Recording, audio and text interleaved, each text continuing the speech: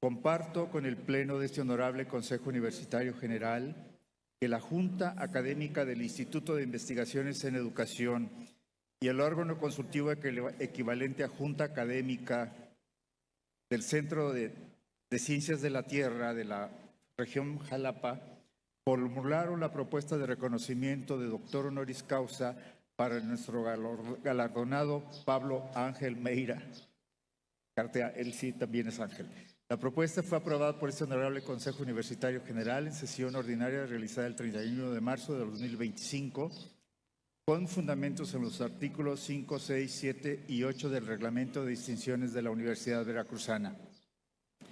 Escucharemos a continuación a la doctora Gloria Elena Cruz Sánchez, directora del Instituto de Investigaciones en Educación, quien compartirá la semblanza de Pablo Ángel Meira Cartea. Adelante, por favor. Gracias. Buenas tardes a todos. Saludo a los integrantes del Presidium y a la comunidad universitaria. Es evidente que graves problemas ponen en riesgo a la humanidad, pero algunos de ellos reciben más atención que otros.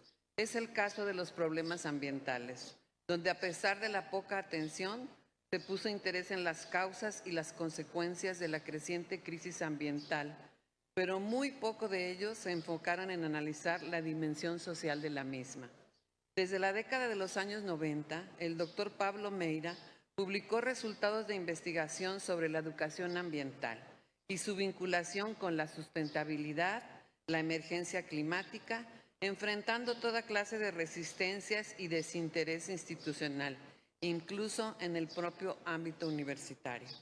Pero tuvo el acierto de perseverar, porque comprendió la magnitud y complejidad del problema, enfocando su trabajo a desarrollar la capacidad de comprender y explicar pedagógicamente el fenómeno climático, construyendo estrategias educativas y comunicativas apropiadas a diversas audiencias, lo que le ha proporcionado un reconocimiento internacional por sus trascendentes hallazgos.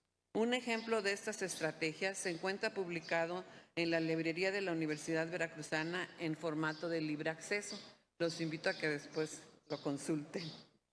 Su obra ha contribuido a evidenciar la necesidad de un cambio en la trayectoria pedagógica usual por una que destaque la dimensión social de la emergencia climática en una perspectiva sociocrítica, que no se centre solo en factores cognitivos, en comprender, sino que haga énfasis en la complejidad y escala global de la crisis y que apunte a generar una respuesta emocional en la gente, que de acuerdo con el doctor Meira, esta es la única manera en que las personas podrían percibir el problema del cambio climático como una cuestión urgente, significativa, relevante para sus vidas y que implica acciones humanas. El doctor Pablo Ángel Meira Cartea es académico de la Universidad Santiago de Compostela, España, en la Facultad de Ciencias de la Educación y pertenece al Grupo de Investigación, Pedagogía Social y Educación Ambiental. A su actividad investigadora se suma su participación en programas y experiencias de innovación educativa, así como la colaboración con centros y colectivos de diversa naturaleza. En esas múltiples colaboraciones, quiero destacar la realizada con la Universidad Veracruzana desde hace más de 15 años, con académicos y estudiantes en diversos proyectos internacionales de investigación, destacando el proyecto RES Clima, Respuestas Educativas y Sociales al Cambio Climático. Su obra ha contribuido a evidenciar que no es el ambiente el que tiene problemas, somos los seres humanos como especie quienes los generamos y hemos ignorado nuestra ecodependencia y nuestra interdependencia con el ambiente para garantizar la vida, por lo que somos nosotros quienes tenemos que realizar los cambios en esas formas de vida, de concebir a la naturaleza y de concebir al propio ser humano. Bienvenido, doctor Pablo Meira, a la comunidad de la Universidad Veracruzana. Esperamos que su pertenencia a este claustro del que como universitarios estamos tan orgullosos contribuya a fortalecer la importancia de la dimensión social y educativa frente a la crisis climática global. Muchas gracias.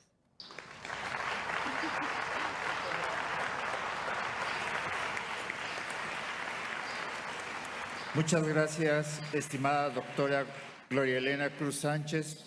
por la semblanza compartida que permite dimensionar la importancia de la propuesta de Pablo Ángel Meira Cartea en cuanto a la dimensión social de la emergencia climática desde una perspectiva sociocrítica que apunta a generar una respuesta emocional de las personas y por ende actuar en consecuencia. Solicito atentamente al doctor Martín Gerardo Aguilar Sánchez, rector de la Universidad Veracruzana y presidente del Consejo Universitario, haga entrega formal del acuerdo, el pergamino y la medalla que acreditan el otorgamiento del grado doctor honoris causa por la Universidad Veracruzana al doctor Pablo Ángel Meira Cartea.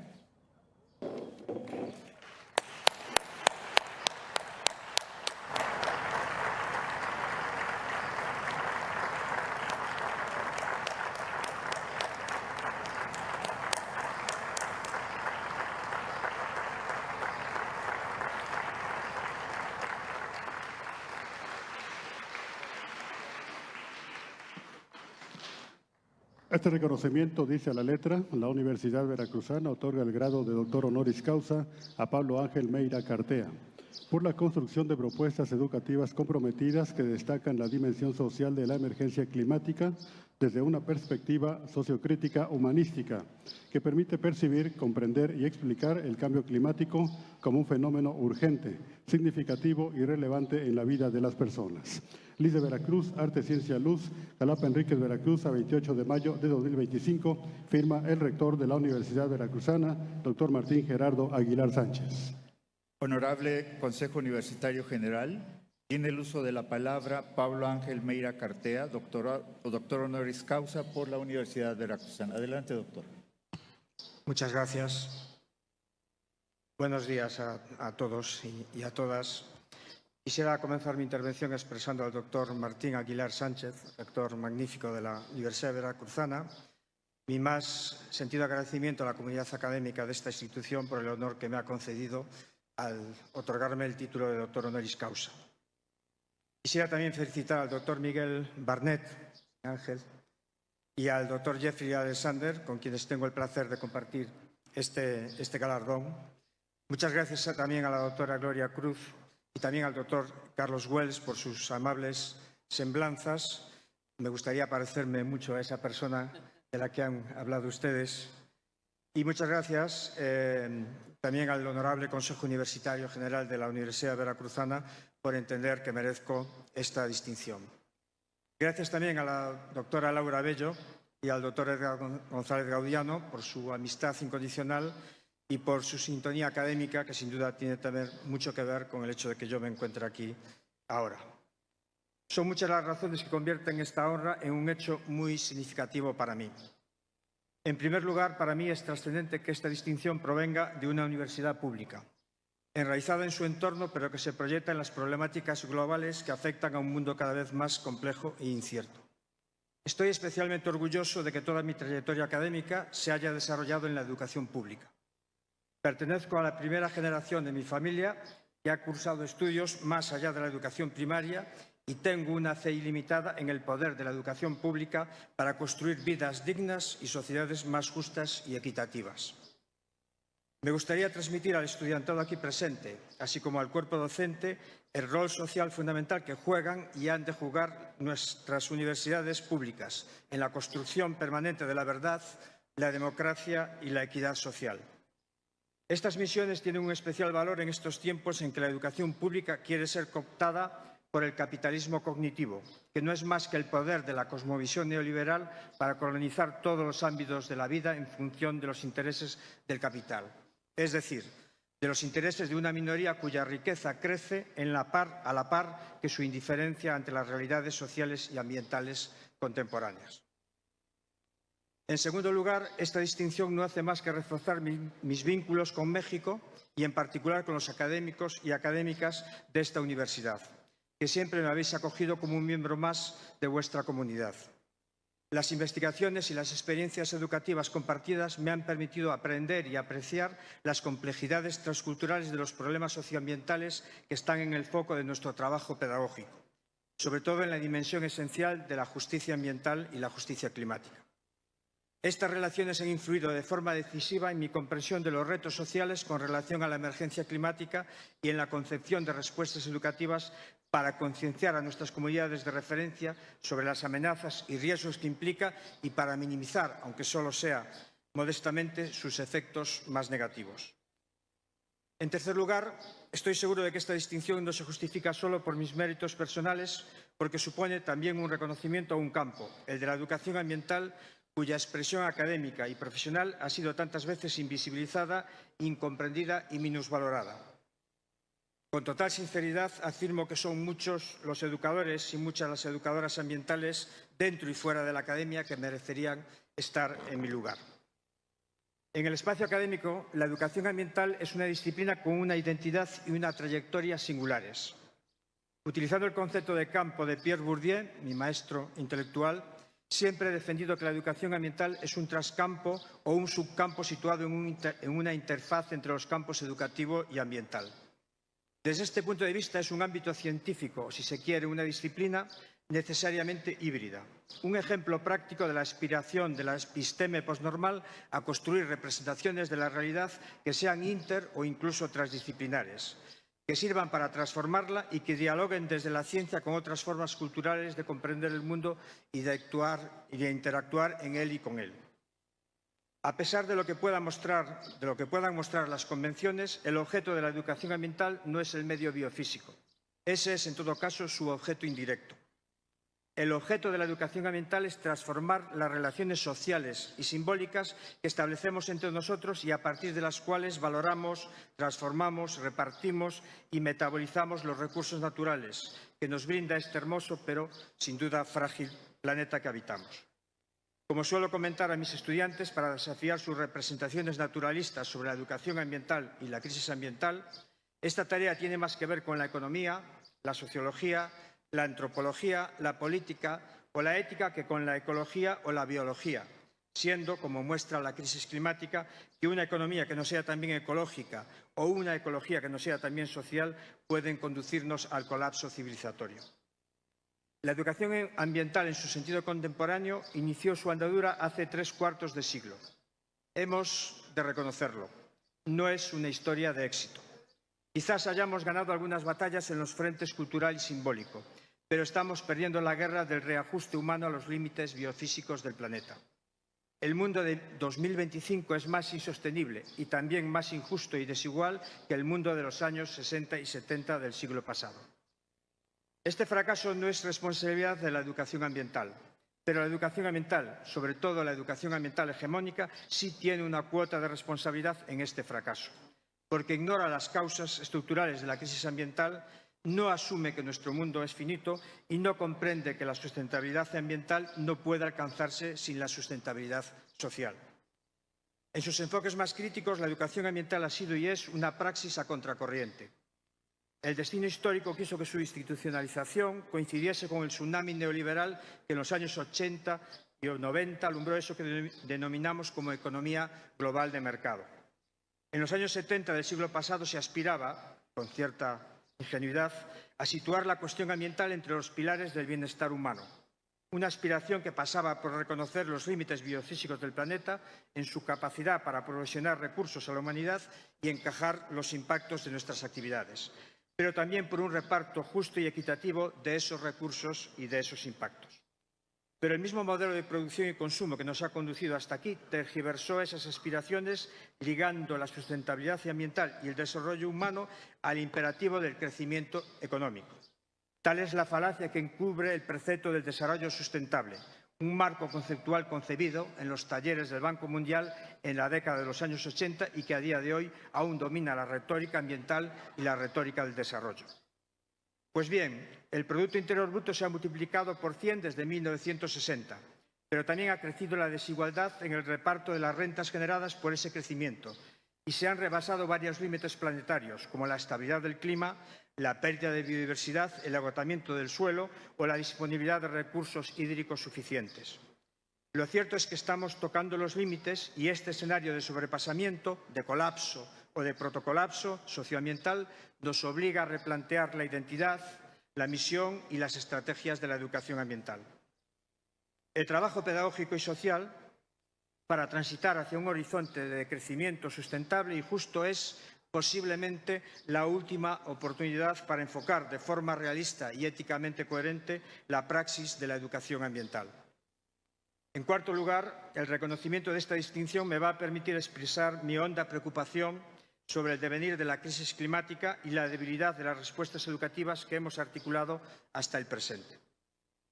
Cuando decidimos situar los retos que plantea el cambio climático en el centro de nuestra actividad científica y académica, no fuimos demasiado bien comprendidos. ¿Por qué otorgarle tanta relevancia a esta problemática frente a otras muchas que expresan el desajuste entre las sociedades humanas y la biosfera?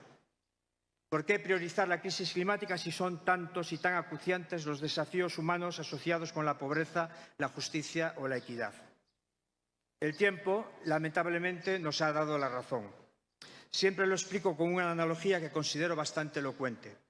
La piscina de los problemas de la humanidad está rebosante y no deja de acumular desafíos para la educación contemporánea. Pero el cambio climático antropogénico no es un problema más, dado que supone una falla estructural de la piscina. De cómo respondamos a él dependerá la posibilidad de atender adecuadamente a las otras problemáticas ambientales y humanas que flotan en ella. Y no solo es un problema estructural por sus implicaciones biofísicas de carácter sistémico. También lo es porque sus causas últimas apuntan directamente al modelo de producción y consumo iniciado con la revolución industrial y exacerbado en la fase actual del capitalismo global de mercado. Como afirma un certero manifiesto colapsista, el dióxido de carbono no es la causa, sino la consecuencia de la causa. Produce vértigo pensar que desde que la educación ambiental comenzó su andadura en los años 60 y 70 del siglo pasado, las emisiones de gases de efecto invernadero se han triplicado y las únicas disminuciones resultantes de las magras políticas de mitigación acordadas en el sistema de gobernanza global no han conseguido más que resultados muy precarios.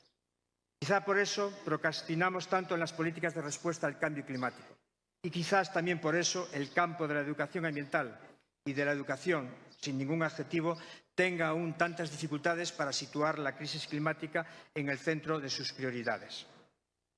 Ante esta coyuntura de emergencia climática y socioambiental, hay un interrogante cargado de ecopesimismo que se multiplica en los territorios de la educación ambiental. ¿Estamos a tiempo? Quizá no sea la pregunta más adecuada o, cuando menos, no la más pertinente para quienes ejercemos como pedagogos y pedagogas. Rememorando el legado de Paulo Freire, coincido con el precepto de que no puede haber pedagogía sin esperanza, pero también soy consciente de que la esperanza ha de ser realista y, sobre todo, proactiva. Así que prefiero mutar el enunciado de ese interrogante para preguntar y para preguntarnos de qué estamos a tiempo. No es fácil abordar esta cuestión, pero me atrevo a sugerir brevemente 4 claves para comenzar a ensayar posibles respuestas desde la teoría pedagógica y la praxis educativa. La primera invoca un imperativo moral. Estamos a tiempo de evitar una proporción importante del sufrimiento humano y no humano que puede causar una biosfera fuera de los parámetros climáticos que la han hecho habitable para nuestra especie. Un sufrimiento que es y será especialmente intenso entre los colectivos sociales más vulnerables a sus desajustes. La segunda clave es ontológica. Hemos de cultivar desde la praxis educativa la conciencia de los límites y la necesidad de vivir y de convivir dentro de ese espacio justo y seguro que la olvidada Declaración de Cocoyoc de 1974 ubicaba entre los límites internos de la satisfacción de las necesidades humanas básicas y los límites externos de un planeta finito. Un decrecimiento sustentable y justo es una exigencia para transitar hacia una humanidad viable. La tercera clave es estratégica. Los seres humanos seguimos siendo tan ecodependientes como lo fueron los primeros homínidos o como lo es todo ser vivo que cohabita en esta canica azul pálido que flota en un extremo de la Vía Láctea. Dudo que algún hipermillonario pueda terraformar Marte y cultivar patatas en su superficie achicharrada por la radiación cósmica. Lo cierto es que los más de 8.000 millones de humanos actuales y todos los que están por venir seguiremos y seguirán dependiendo de la habitabilidad de la biosfera para existir y para existir dignamente. La cuarta clave es política. Los seres humanos somos cada vez más interdependientes. Una de las paradojas de la economía global de mercado es su capacidad para disolver los frágiles resortes institucionales de gobernanza asociados con la ONU y también para debilitar las democracias allí donde las hubiera. Una educación ambiental que contribuya a la transición ecosocial también deviene en praxis política. Es decir, ha de estar enfocada a cultivar una ciudadanía consciente y proactiva que potencie una cultura democrática que sea también una cultura de la sustentabilidad. Esto es, que respete los bienes comunes y que trabaje por el bien común. Para terminar, me gustaría recordar unas palabras escritas por William Ruckelshaus, el que fue el primer administrador de la Agencia de Protección Ambiental de los Estados Unidos, que quedan ahí al norte, y él se preguntaba: ¿podemos mover a las naciones y a las personas en la dirección de la sustentabilidad? Y él mismo se respondía: semejante movimiento sería una modificación de la sociedad comparable en escala solo a otros dos cambios: la revolución agrícola del Neolítico y la revolución industrial de los 2 últimos siglos. Esas revoluciones fueron graduales, espontáneas y en gran medida inconscientes. Esta tendrá que ser una operación plenamente consciente, guiada por la mejor previsión que la ciencia puede proporcionar, una previsión llevada al límite. Si realmente lo hacemos, la empresa será absolutamente única en la trayectoria de la humanidad en la Tierra. Este reto justifica la necesidad de redimensionar la misión y la praxis de la educación ambiental. Pero estas palabras fueron escritas en 1989 y estamos en 2025. Y tenía previsto acabar aquí, pero me van a permitir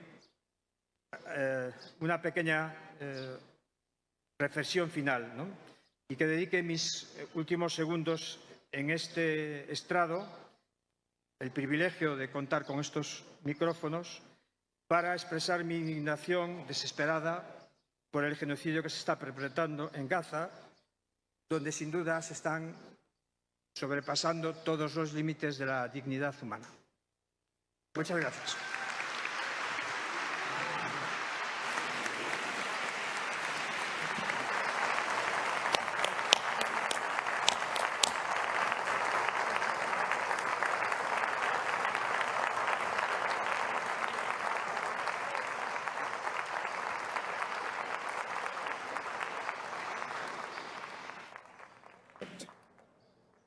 Muchas gracias, estimado doctor Pablo Ángel Meira Cartea, por su compromiso con la explicación y comprensión del fenómeno climático desde el ámbito pedagógico para ser conscientes de los cambios que tenemos que realizar en nuestras formas de vida, de concebir a la naturaleza y de concebir al propio ser humano.